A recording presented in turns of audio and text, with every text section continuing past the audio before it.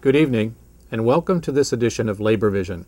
I'm Bob Delaney, Executive Director of the Institute for Labor Studies and Research. Labor Vision, a production of the Institute, focuses on topics of importance and interest to working Rhode Islanders.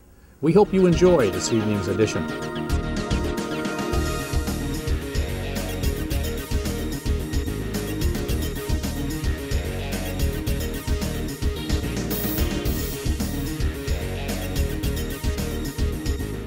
Welcome to the special edition of Labor Vision.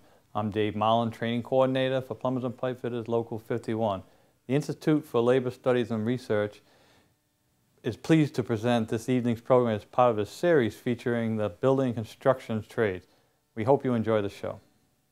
We're joined today by George Nee, President of the Rhode Island AFL-CIO, and by Dave Marlin, the Training Coordinator at UA Local 51 Plumbers and Pipefitters. Throughout the show, you're going to see a variety of competitions with apprentices from all over New England, New York, and New Jersey. And at this time, we'd like to have a couple of conversations with both Dave and George about the level of quality of training, about the kind of competitions that are taking place, and actually the level of money that's invested by unions in training. George, you've seen the competition today. What are your first impressions? Extremely impressive. I walk around here seeing these young men and women in the apprenticeship program from all over the eastern seaboard, and I know that the labor movement is strong today, that we have a great future, that one of the things that we've always done is have a fundamental belief in a well-skilled, well-trained, well-educated workforce. And this is a terrific example of that happening right here in Rhode Island today. And with this kind of dedication and resources that this union puts in with the other building trades, we know that our labor movement is strong today and it'll be stronger tomorrow. It's interesting to see the kind of technology that's used both in the competition indoors and out. And I can't help but be amazed at how apprenticeship today is so different than apprenticeship 15 years ago. Well, I think there's a lot of fundamental changes, and quite frankly, the only way that we will succeed as a state or as a country is if we invest in the technology, but also invest in the training so that the workforce can adapt to the technology. The only way that we can provide good wages and benefits, pension benefits, healthcare benefits to our membership is if they can bring that kind of value to the employer, and we can have safety emphasized, the quality of the work emphasized. I know the slogan here at 51 is "Do it right and do it the first time right," or something along those lines. Right. And I think that is something that makes the union workforce the premier workforce in the country. Thanks, George. Dave, I think I'd be pretty fair in saying none of this would happen without you. You and I have worked together for a couple of years now in terms of the Institute providing education and training programs for the UA Local 51. And I think you've been instrumental in moving college-level programs forward, but I'm not quite sure that most people realize the level of commitment that you and the union have made to apprenticeship and training. Give me some insight into how apprenticeship training has changed, even since you've taken over the role of training coordinator, but the kind of increases in the level of expectations and standards that are required by plumbers and pipefitters and HVAC.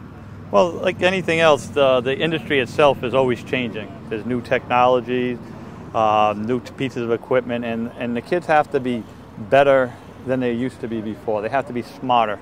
And what we try to do here is make sure we expose them to everything they could get exposed to in the field. We take the training real seriously. Our instructors go out every year to Michigan and they get actually certified to train these apprentices. And they take pride in what they do. If it shows in what I get with the level of the apprentice, because the instructors aren't just here just to get paid. They're here to work with the kids. And you see it in some of the kids, like what you see here now, being the best of the best. That all starts from the ground up with their training coordinators to the instructors teaching, and it just shows when you see from the rigging competition and the welding pipe fitting, they're very knowledgeable. The days of coming to school, when we went to school, you go to school 8 hours a week, and sometimes you maybe make a weld and it was a joke. So not a I shouldn't say a joke, but it wasn't the same. Now you're accountable. Everything's held a lot more accountable. And in this industry, in this country the way we are, we need to be better trained. We need to be better prepared. And I think that's what we're doing here. We're better preparing them, like what we do with the college courses. You know, yes, college isn't for everyone, but we can take the individuals from the field. We can, you know, they're maybe not ready to go to school once they graduate high school. They're not ready for college. Well, you come here and maybe in your mid-20s or 30s you decide, you know what, I like this industry, I like this career. Where can I take it to the next step? So and then I educate myself, and maybe I move into an estimating role of a company, or maybe I want to own a company someday.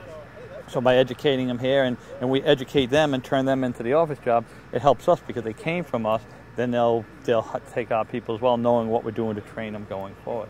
Well, you made me aware of the fact that in an application to become an apprentice, for every apprentice that actually gets accepted, you probably had another 35 applications of people who were turned down because they couldn't meet the math standard, or they didn't get through the interview, or they didn't have the basic skills required.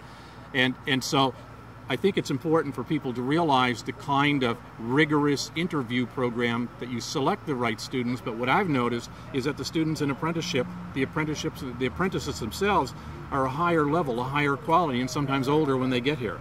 Oh, absolutely. We're seeing that more and more. I've had apprentices come in with graduate from West Point with a mechanical engineering degree and decides they want to be a plumber now. I have another one that has a master's in psychology, decided he wanted to become a service tech. They're finding out, especially with the outsourcing, globalization going on around the country, their jobs are moving, and now they decide they want to try something, they come into this field. And so we're getting a different type of individual. We're not just getting the student out of OTech. We're getting kids that went to college for 2 or 3 years, or maybe even graduated college, decided it wasn't for them, and they come into the field. And you're right. I mean, we just had our interview process go through here, and we had, I believe it was 180 applicants. They do a math test, which we whittled down to about 80. We interviewed 80, and out of that 80, we took 25. So it is a process, and I think it shows in the overall result, because generally when an apprentice comes here, I don't lose them. If I start a class with 15, I'll graduate a class with at least 13 or 14. So the retention rate is there. Once they come in, they stay. So we must be picking the right kids, because we're not losing them. So, and you know, we're proud of that. That once we get them, we keep them. So. Thanks, Dave. I want to come back to George for 1 minute. George, this is an example of just one of the areas that organized labor has been committed to training. You, as president of the AFL-CIO, see it on even a broader scale, beyond sometimes the building trades, with people in allied health. Give me your observations about the commitment of organized labor in the broadest sense, not just in the building trades, but to allied health and the change that's taking place. Well, first of all, I'd like to comment that it's interesting that the standards to get into the UA 51 apprenticeship program seem to be higher than getting into Brown University or Harvard. They probably take a lower percentage here, so you really have to be a high-quality person to be here. But the labor movement has always believed in training.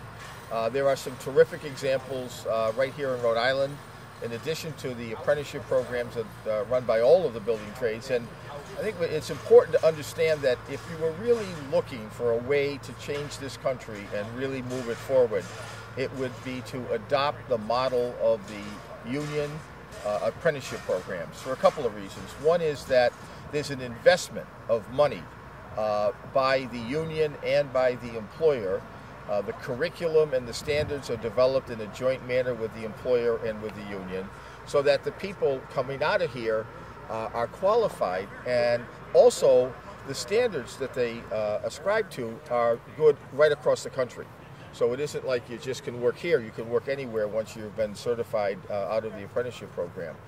The same concept exists in a lot of other places right now. In healthcare, we have the Stepping Up program at Rhode Island Hospital with our brothers and sisters from UNAP and the Teamsters Union, where we have a career ladder concept where people can move up. Once they believe in that particular field that they're in or occupation, they could get some skill sets to move them from perhaps being a nurse's aide to becoming a respiratory therapist or a nurse. It's along the same concepts where you combine actual work experience with educational advancement. I'm Dave Ma, I'm the training director from Plumbers and Pipefitters Local 51.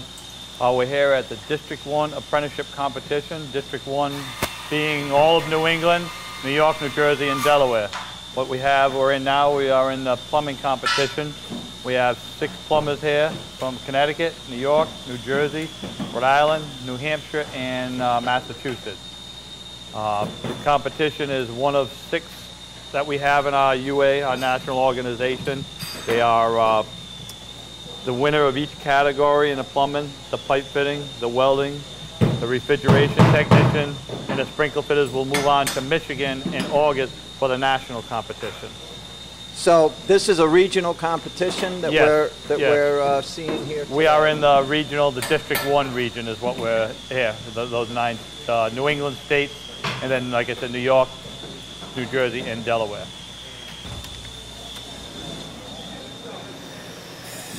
Close this door. All right, we're coming into the pipe fitting part of the competition. What you see over here is a fabrication piece, and these individuals have to cut the pipe, weld up their joint, and thread it off. We'll come over here. I'll show you what a complete project will look like. John's looking for you. Okay. He has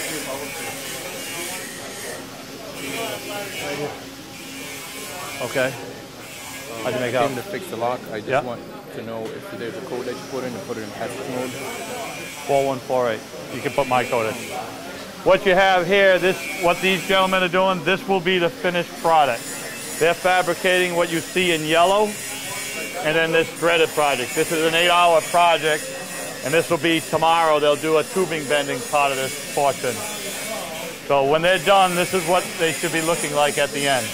And this is all cast iron, heavy-duty cast iron pipe? This is all steel pipe, Schedule 40 steel pipe. Okay. All right, and this would be used in drainage systems, or what would this be used? This would be used in regular heating conditions, steam piping, air conditioning, and all different applications of the heating pipe fitting industry.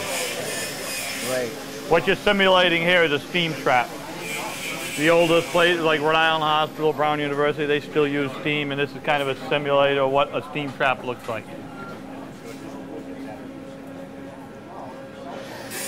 And you say it takes about 8 hours for them to fabricate something like this? They have an 8-hour time limit to get as far as this project as they complete. Some will complete the project, others will not, but it's an 8-hour window. Tomorrow, they'll have another complete project to do, totally different of this.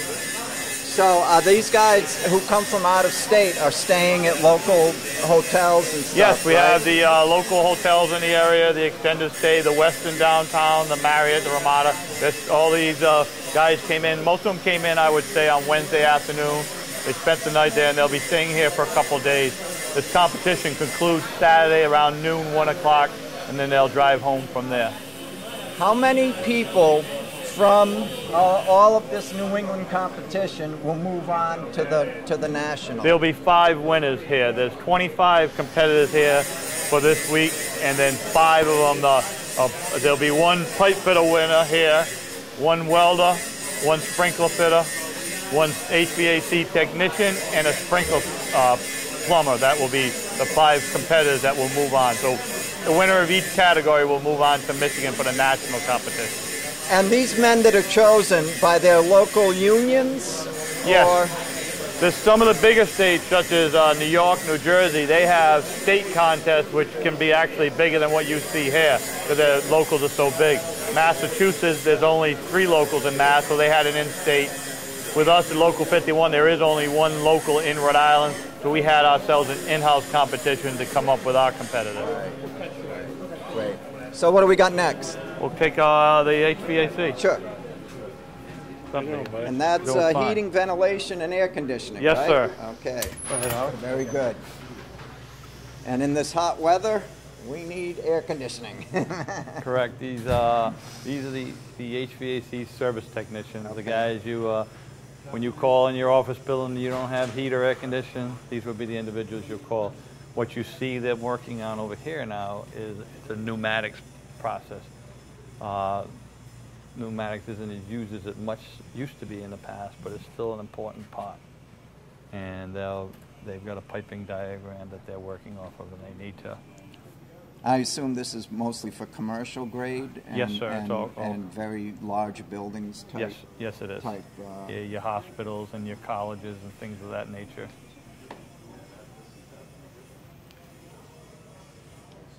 And they all have to build the same project. Yes, every one of them will have. Everyone will do the exact same project. They'll do this pneumatic project. They will.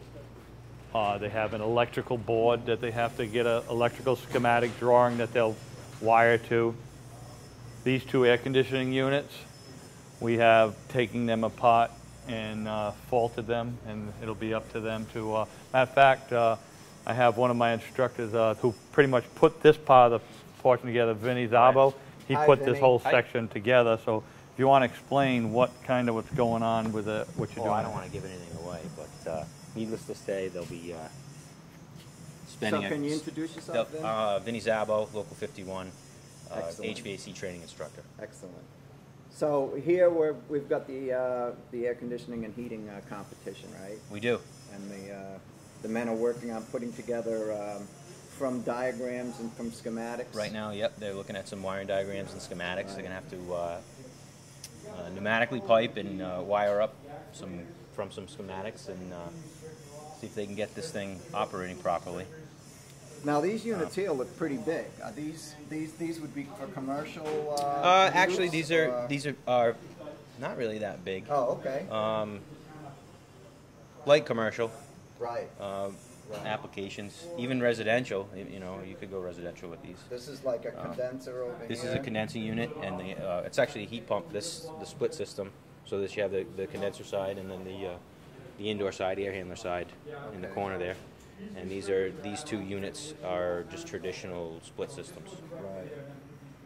So they combine heat and air conditioning. Heating, air conditioning. Yep. So you have AC, and then you have gas heat. Now you did disrupt the internal parts of these. I did. There are parts in there that aren't the way they should be.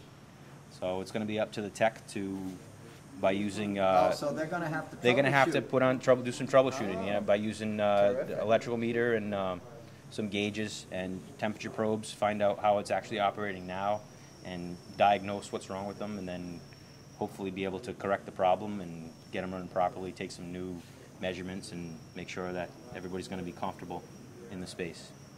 Well, this is the big thing now too, right? Trying to save energy. Absolutely. Trying to do green building. Yep, constantly getting more and more efficient, and that's the way we have to do it. Yeah, great. All right, Vinny, thanks. Thank you. Appreciate it. Well, I have Don Carl. Don's the one that came up with this project here, so I'll have him explain a little more about it and introduce yourself. Hi, my name is Don Carl, Local 51, pipe fitter instructor. We came up with this little project that the fitters are going to do based on a lot of knowledge that we teach during the course of the year. It's got a combination of well fittings, threaded fittings, and layout. And that's what we teach our 4th and 5th years. It's not that complicated of a project, but it is time consuming, and they have 8 hours to do it. And as you can see behind us, all the guys are hard at work. Each individual contestant has their own tools, their own print, and their own techniques of doing things. They'll be working on this all the way this afternoon, right through lunch, if they need to. And we'll judge it. We have 4 judges. We have a judge from Rhode Island, myself, New Jersey, Massachusetts, and Connecticut. And we'll all score them at different intervals. And the total score will be added at the end of the weekend for the winner. Okay, so are these, what's a typical use for something like these pipes? Right, the black pipe that you see them working on can be used for chill water, steam, cooling towers, any kind of process piping. The threaded part that you see on top, that's a steam trap. That's a basic low pressure steam trap.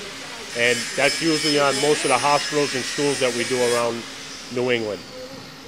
And can these be like gas-fired or oil-fired furnaces? Or? Yes, these can be gas-fired, oil-fired, any type of heating system, cooling system, or we can just use it for straight water. Okay.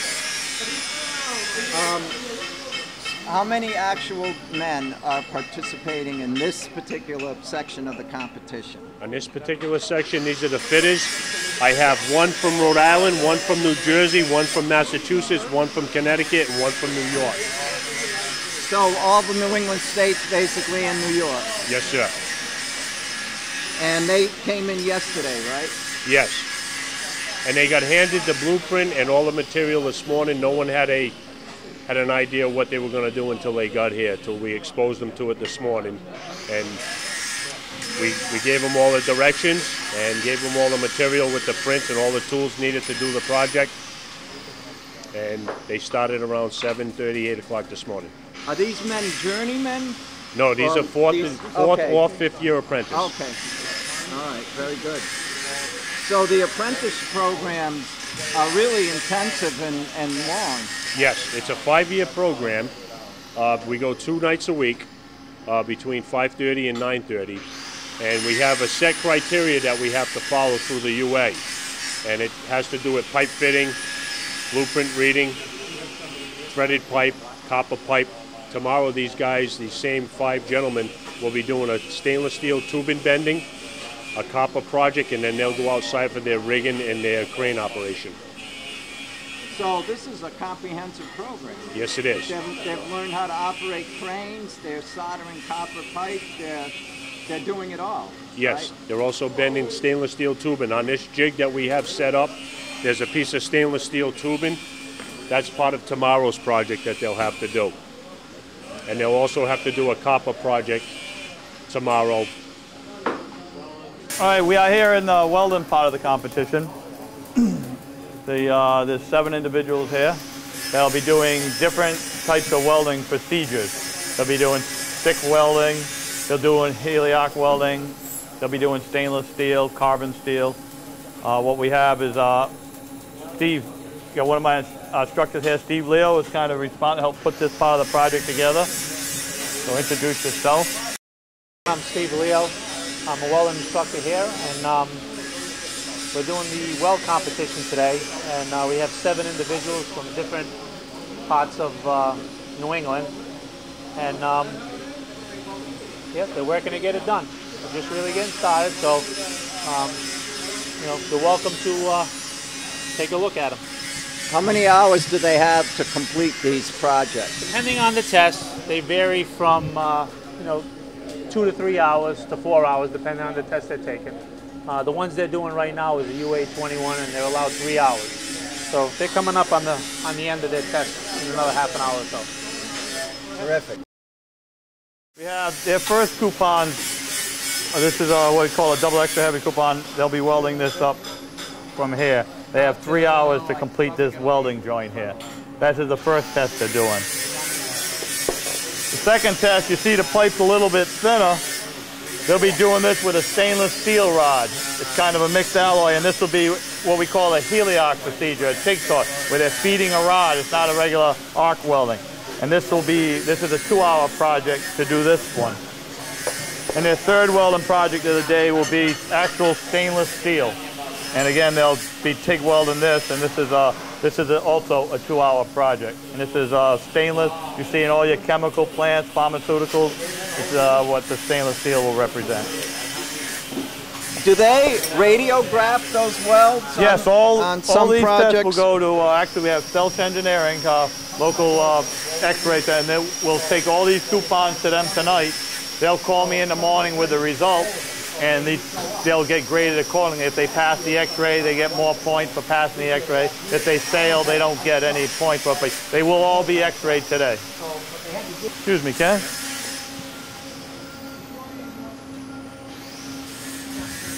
Dave, how many square feet do you have here? This is a big facility. Yeah, it's about 10,000 square feet we have in the facility itself.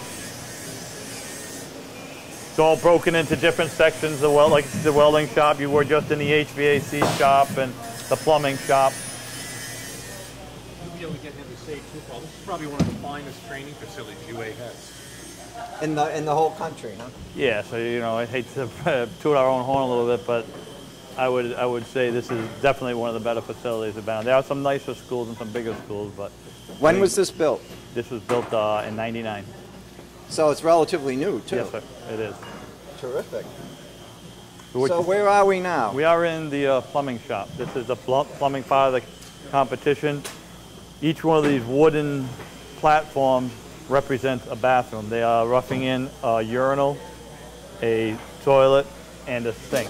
They'll do the drain pipe, the water piping, and again, this is also an 8-hour project.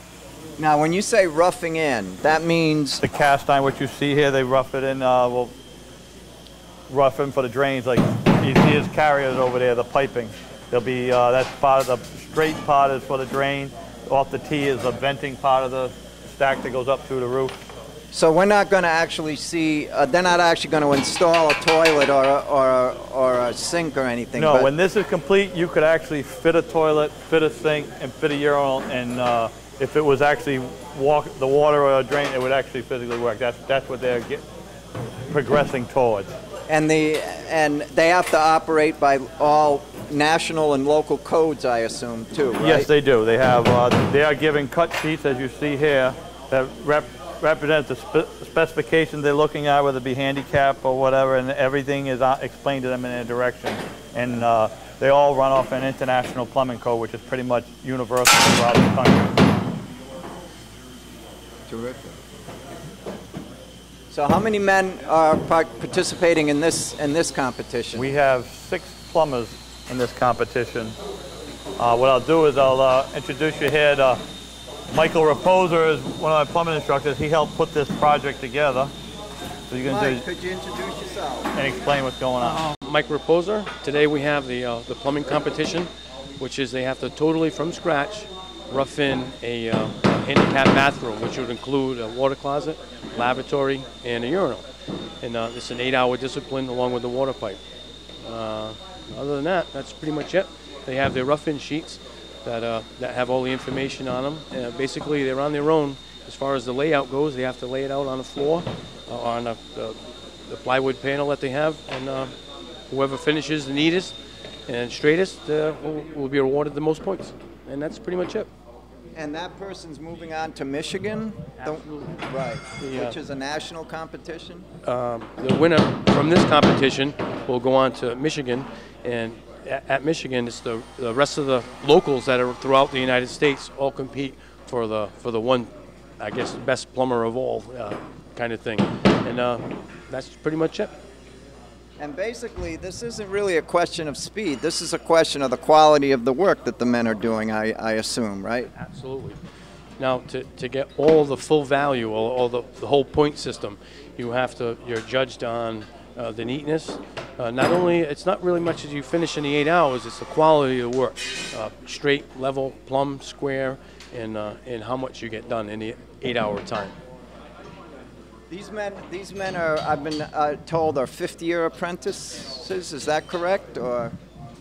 They range from preferably the 4th and the 5th-year apprentices. And at their mother locals or their home locals, they have their own separate competition to pick whatever apprentice wins their own private competition. And they all come to the regional competition. And then from here, whoever wins here moves on to the UA in Michigan.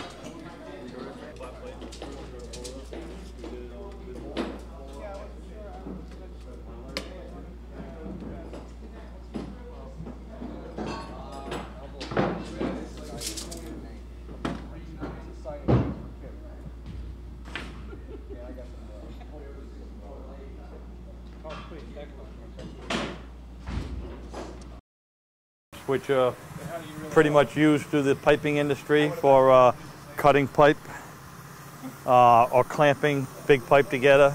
They're one of the leaders in the industry. They came down and set up a tent. We have air gas, which supplies all our gases. They brought the Orange County chopper down.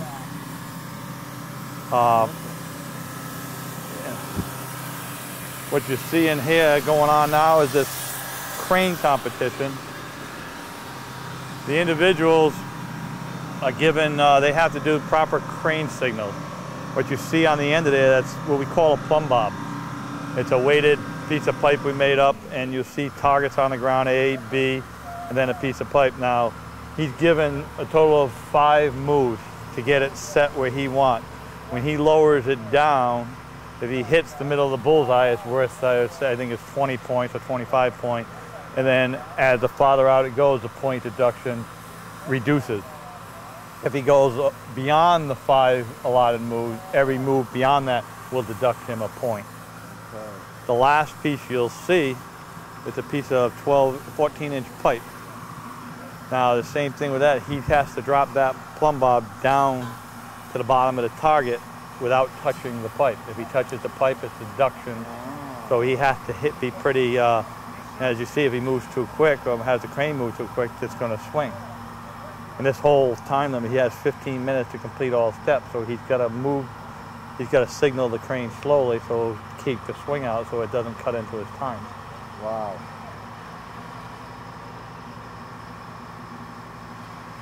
Then we have... So the wind can, the wind, windy day could affect... Yeah, windy day wouldn't be a good thing, but we can see here we got a nice calm day today. So no, but I'm talking about like typically on the job or something. This could be a problem.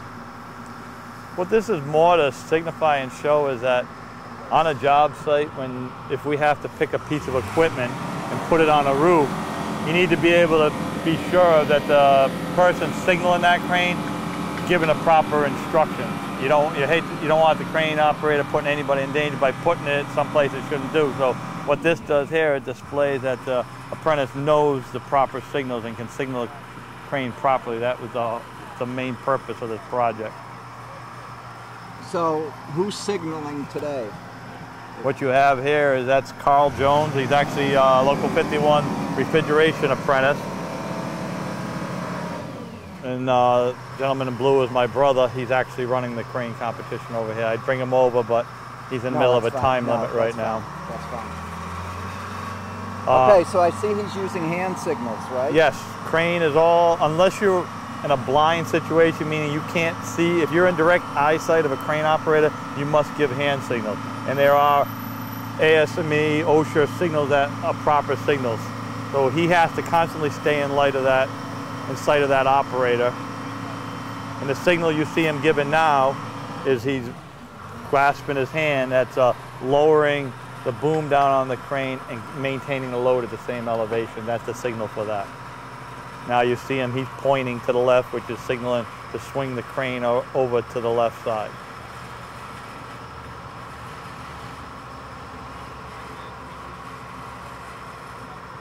So we've got another target over here. Yeah, this is target B. He has 3 total targets. You see A, and then B, and then C would be the piece of pipe. Right, right. He's got to drop that thing inside that Inside pipe. That without touching the side right. of the pipe. Right. Wow. Now you see him clenching his fingers and putting his thumb down. That was again, when you're doing that, you're trying to keep the elevation of the load at the same time. The load here being the plumb bob. Now cranes lift all kinds of stuff. They lift heavy equipment. They lift pallets of stuff. All kinds of different loads, right? Right, and what you have is like a refrigeration technician. Yes, he comes on the building, he will troubleshoot your air conditioning or your heating system in the building, but when one of those units on the roof goes bad, the technician himself will have to rig that unit and carry the unit down. Thus, that's why he's out here signaling the crane. The pipe fitters, whether it be putting a roof on a unit or even picking our pipe to put on the roof, we have to be able to know how to signal the crane to pick up the pipe. And the same with a plumber, whether put their hot water heater or anything pipe they have to put on the roof. So all trades in the construction should have a knowledge of the crane signal and the proper crane signaling technique. What you have next to that, you have what we have is a manual rigging project. What we're showing here is it's a piece of pipe we welded up. But what it is, I'll have got one of our instructors over here who's doing this project. I'll introduce you to him and let him explain what he's doing here. Hey, how's it doing? Could you tell us your name and what the project is you've designed? My name is Paul Alvarez. The object here is the apprentice has to pick this level. He has all the rigging we have on the side. He can use anything that he desires out of our rigging material there. He's to pick this up level and 2-hold, transfer it from this station over to this fixed flange there. The whole object is within 20 minutes he needs to level this piece of pipe, pick it up, transfer it over, so you can put a bolt right through there without using his hands to keep it back or anything. So when you say level, you mean that thing has to come up level and then slide over level? This piece of pipe right here has to be level when he picks it up. Okay. He picks it up, he can make adjustments. Yeah, We pick give it him up a level like that. Right. He can make adjustments. Once he tells me it's level, I check it for levelness, and depending on how many degrees off he is determines the amount of points he gets on that particular part right there. Got it. And the idea is to get it to this flange here so that someone can thread it with bolts and a gasket, I presume. Yeah, and, so it bolts it right Correct. through. and tighten it up. Correct. Right. Terrific. And you can see all their rigging equipment is supplied here. So like as Paul said, they can choose anything they wish to use. Whatever they're comfortable with, they can use any piece of equipment there they want. It's all there at their disposal. And it's up to them to choose what they want. Yeah. Terrific. Great. All right. Thanks. Nice to meet you. Nice to meet you. Knots. Like anything else, we have to tie knots, whether it be rigging or picking or keeping stuff branded down. And what you see here is one of our instructors, that's Al Karen. And there's 8 basic knots that we use in our trade. And that's what they're sampling do now. This individual, this gentleman here, just has to tie each knot. And if he completes each knot, he gets 5 points. So he can get 40 points in the knot tie. Every one he misses, he doesn't get, it's either correct or incorrect. So some of these knots look like they're similar to the knots that seamen use. Exactly right. Exactly right. Oh, terrific. And we have to be able to, you know, the one and the second there, if you were trying to pick a box, so regular hit, so you can pick a box. Yep. One at the beginning is for picking a piece of pipe. You could 2 picks and you could lift that pipe straight up and it wouldn't come undone in there. And you have a regular hitch here. Pipe won't slide once you put these knots, and it won't come apart. And you get ready, you would see this probably on a boat. Yeah. Tie it down. Yeah, absolutely. And then your typical those twin up. And they have, the ropes will be all untied, and it's up to them to make the tie each knot. I think there's a list of 8 that they have to do. As you see right there, we put a hitch now. You could pick that up and it won't slide out. Right, right. And you can pull a piece of pipe up the side of the building, take your wood up the side of the building, whatever you need to do, and it won't go anywhere.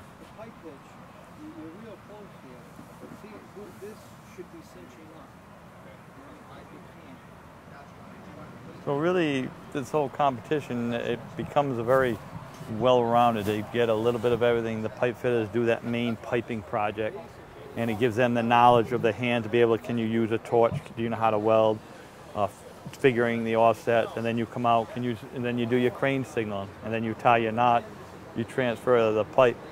They'll be doing a soldering project, and then tubing bending. So it makes a very well-rounded apprentice, and what it is just, it shows that these individuals are skilled. I mean, everyone here represents a state. They won their state competition. So everyone here is a winner in their own right. But unfortunately, it is a competition, and somebody does have to win and go on to Michigan for the national competition. But these kids, it's incredible to see some of the stuff they do.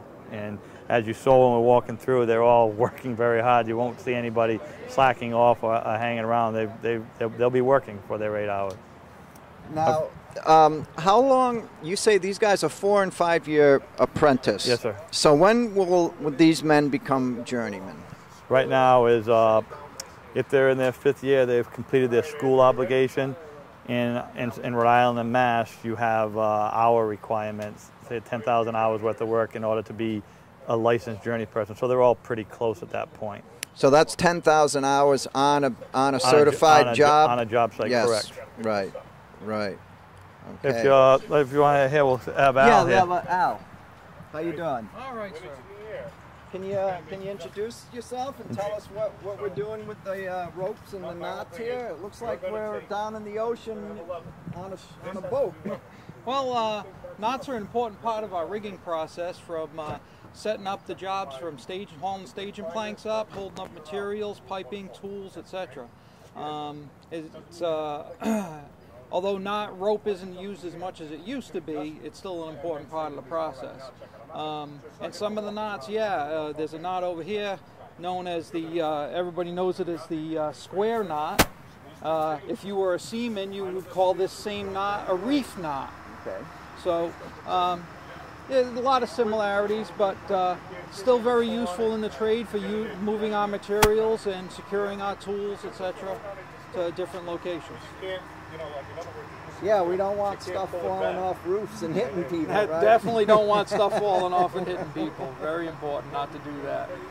What's the first one you got here, Al? What are you tying here? Pipe hitch.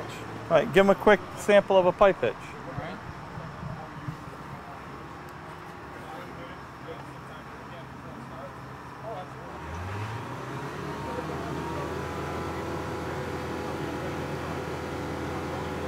Now this knot will cinch around the pipe. When you're trying to hold that pipe up vertically, you see it doesn't move no matter which direction you pull it in. It cinches right around the pipe. So basically the friction of the rope grabs onto the pipe, just like if my hand was grabbing it. Exactly. And wow, okay, that's terrific. That's tremendous. And we have a similar thing going here with the board? Right, with what's called the timber hitch. If we're hauling planking up for whatever reason to either support the pipe, or if it was staging planking for our staging, this would cinch around there. You can see it actually holds itself in place. We throw on a half hitch for good measure. And now that's secure enough, no matter how much load I put on that, that's not going to slip. I can haul that up to the top of the staging, and the nice part is once it gets there, I can just take my hand and easily slide it off and handle the staging plank onto the staging. Terrific. Terrific. That's great. Then this goes back to this hat spawn knot. This is going back to days of old because we don't use this so much anymore. But basically, if you had a load and you wanted to tie off at 2 points, this would give you a secure sling that you notice I can pull on either side and it's not slipping. Whereas if I have an uneven load, I tie this off with a rope and I just put that there. If it's uneven weighted, it's going to move. Yep. Yep. Okay. All right. Thank you, Al. You're very welcome, sir. Okay. These are all the vendors, right? Yeah, we have Dearman clamps. They're, we'll take a walk over here. Yeah, let's check them out. The pipe is severely egg-shaped. How we doing? Good, how are you, sir? Do you want to explain what you got, what's going on here? Sure. Can you say your name and and your company, please? My name is Brandon Boyd. I'm the sales manager for Matthew Dearman. We're based out of Tulsa, Oklahoma, a company that's been around for the last 50, 60 years. We actually specialize in pipe cutting and beveling, as well as the clamping and aligning process as far as welding is concerned. All diameters of pipe, as you can see, this is a 6-inch piece of pipe that we're working on, and we go as large as 9-foot vessel as well. So, where there's pipe, there's Matthew is our company slogan. So, basically, what this is one of our most popular items. This is the saddle machine, which was developed back in the 1950s, I believe. Still being used today. This particular model is a 3 to 8 inch. Can be used with an oxyacetylene torch, also plasma. This particular unit is actually motorized as well. What we do, basically, we're out of pipe where we cut some and bevel, but you can see this gives you a nice cut and bevel as you go. So it takes care, there's no grind time, no cleanup, anything like that. It speeds the cutting process up. So you're ready for a nice precision fit up as well as once it's done. If we go over this way, you can see a lot of the clamping side as well.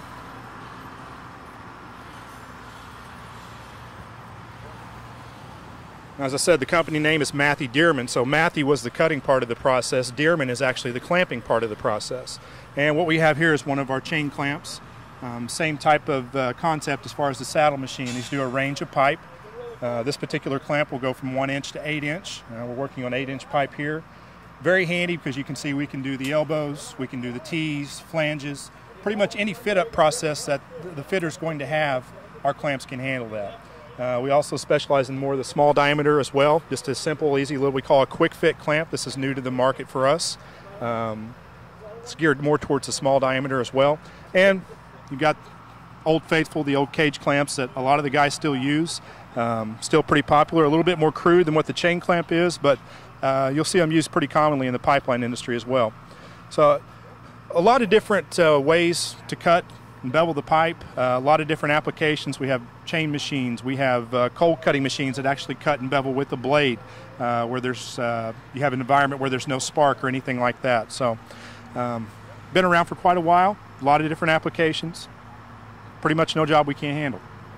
Terrific. Now, basically the idea behind the clamping is so that a worker can hold 2 pieces of pipe together securely and then put a weld in there to seal them together? That's exactly right. Exactly right. So this basically makes it a one-man. I set this one up by myself. Okay, so once you get your pipe on your jack stands, you can come in and work this in. You've got a nice little level and support device here. Simple turn here. We can level that up. And the cool thing about the clamps is a lot of times your pipe's not clean or there's an out of round condition to the pipe. These, what we call jack screws, actually allow you to bring the pipe within tolerance to match up the ID. So for the welding process, so we can actually move up to Schedule 80 pipe with this clamp.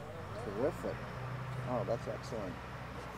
Okay. All right. Thank you very much. Thank you. Thanks, Brandon. You bet. We'll step over here to the air gas. Now, air gas has brought a fancy chopper here today. What's up, brother? How's it going? You're going to introduce yourself and talk about air gas, the chopper, the whole kit and caboodle. Hi, good morning. Pete Murphy with Air Gas. How's everybody doing? I'd like to thank the local 51 here in Rhode Island for inviting us for a second-year return. We value the trades that come through here, and we're going to support them when they go out in the working field, you know. But the reason why we're here today is to support this event, as well as feature and benefit what air gas can do for the trades in the not only local, regional, but also national. But we brought one of our bikes here, as you can see. This was actually, these 2 bikes were actually made by Orange County Choppers down in New York. Oh, yeah. And they made 2 of them. They made an old school, which is not here. This is the futuristic. So Peter McCausland, which is the CEO of the company, came up with a concept of how can we celebrate our 25th anniversary and also promote customer appreciation events, shows, and we are also we also raise money for cystic fibrosis. So we came up with these traveling bikes to go to customer appreciation days, shows, and whatever monies and funds we raise, we give to the local chapters. And it's a great program. So you're supplying all the acetylene gases, oxygen, all of the gases used in welding, as well as the safety equipment? Yes. Yes. And what we're trying to do is work out a national program as well, to help the locals put some money back in their bottom line, to help out with the national grant monies that are given out for the equipment. But that's what air gas is all about. You know, get in, work hand in hand with the end users. Excellent. Okay, thanks for talking to us. Right, thank you. Nice to meet you. Nice to meet you.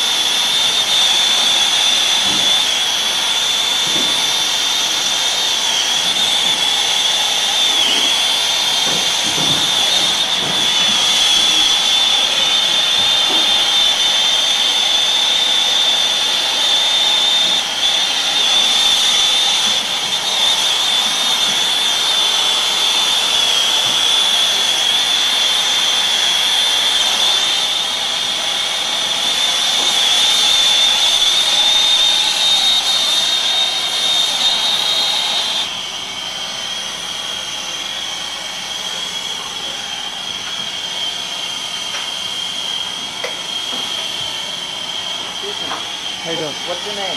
Anthony Messina, Local 696. And you're here at a station where you're cutting copper pipe and soldering it together. Yes, right? sir. Yes, sir. And is that according to a blueprint or a Yes, a it's all plan? according to the print we were given earlier. Okay. So this requires precise measurement, looks like. Yeah, they don't give you all the measurements. You got to do some mathematical, figuring yourself, and before you know it, you got your project together. Right, right. And you put the flux in. Yes, sir.